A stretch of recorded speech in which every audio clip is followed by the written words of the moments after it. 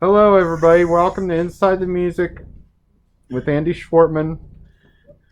Today's special guest is Michael Shooter, who is a co-worker of mine from Everybody's Records. Welcome, Michael. How you doing, buddy? I'm doing great. How are you? Ready to talk about some rock and roll? Yes, I am, buddy. Like that? Yes, I am. All right, let's do this thing. Came to the right place. All right.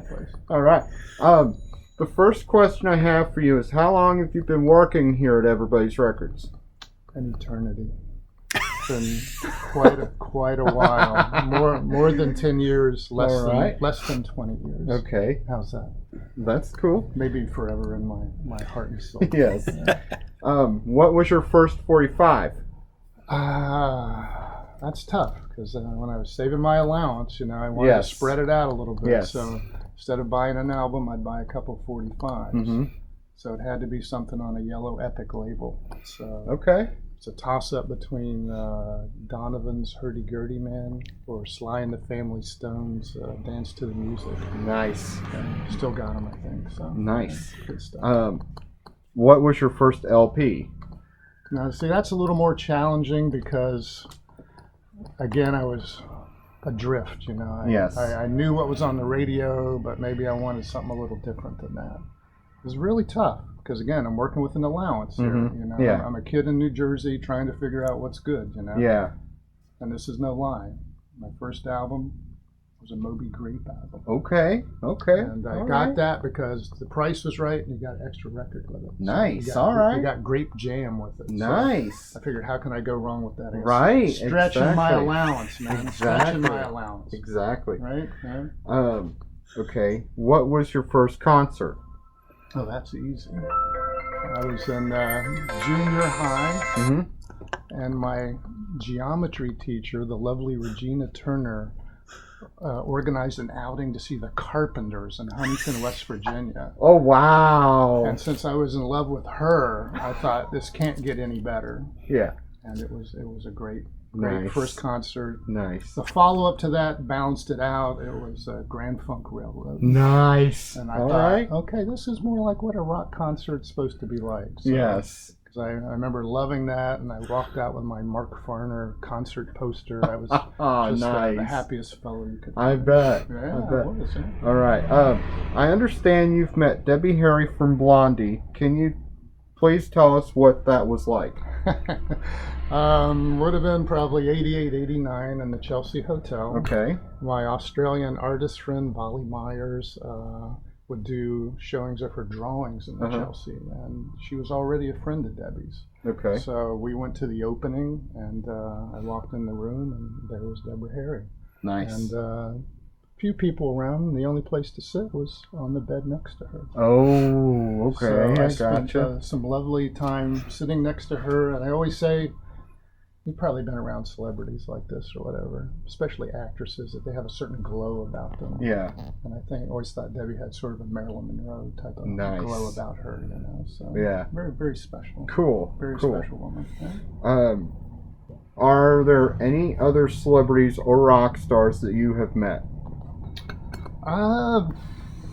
Yeah, over the years, Jeff Dahl, great West Coast hard rock guy, had me in his studio out in Arizona at one point. Okay. The guys from Aerosmith back in the mid to late 70s Nice. in Hawaii. Nice. They were just getting into their fame at that point. All right. Super. And I thought about this the other day. The great Sherry Curry from the Runaways. Okay.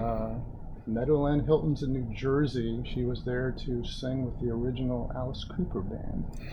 And if anybody out there has a tape of that set, let us know, because it was fantastic, and Nice. I hope it's not lost for all time. But, Awesome. She was super, and we hung out a bit. That's man. cool. What can you tell us about Au Pairs? Au pairs. Au Pairs, I'm sorry.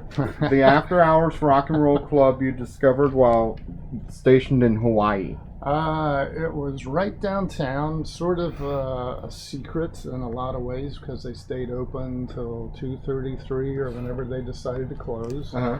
And its claim to fame was any band that played at the Honolulu Civic Center afterwards would invariably go there because it was the rock and roll club in Honolulu. Nice. So the one night I remember was special. Peter Frampton came through Yes. after his show there, and that was just when Frampton Comes Alive starts to blow up, you know. Nice. And he jammed with the house band, which was part of the protocol there. So, you know, the night you would have liked to have been there was when Kiss came through there. Ah, nice. So, yeah. But it was. Were they in or out of their makeup at that point? Out of their makeup at that point. Oh, darn. Yeah. So they. It was funny with Frampton. You know, you could jam with the house band. And you could play anything you wanted to, but he said, "No, I'll just play my own stuff." And they thought that was kind of odd. That's cool. Yeah, That's cool. A bit odd, but you know, it was a good seedy all-night rock and roll club. Yeah. Nice.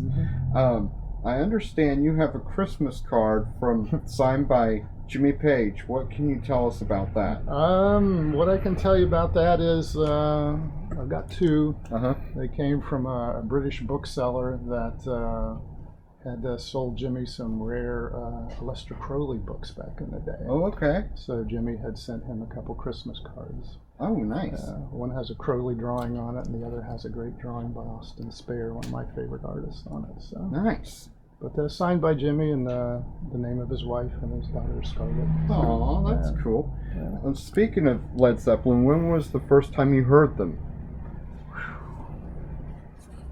That's a good question, man. In my youth, obviously, so that would have been probably back in the days of Jersey. Probably heard them on the radio for the first time. Yeah. Maybe WMMR out of Philadelphia. Okay. So, All right. yeah, but that's something that does stay with you. That's cool. And then finally, Michael, I understand that you are very knowledgeable about rare books and antiques that you collect. Unusual artifacts, and that you are an artist yourself. I heard that Courtney Love bought one of your pieces. Tell me more about that. Oh boy, back in the day, there's a great gallery that was in New Orleans that through a friend of mine in New York, I had a couple paintings in. And when Courtney was chasing Trent Reznor around, she was in New Orleans. And I was looking for some paintings for her house down there. And she came into the gallery one day and was not in too good a shape. And the gallery owner said, "Well, if you come back tomorrow, I'll close the gallery and you can have the run of it, and you'll have a little more time to look around." And she did. Bought one of my paintings and almost bought the other one, but she said it reminded her a little bit too much of her recently deceased husband. So I wonder what that happened to that other painting, or both of them actually, because Katrina came through and tore the roof off the gallery. And the other painting was lost to a force of nature.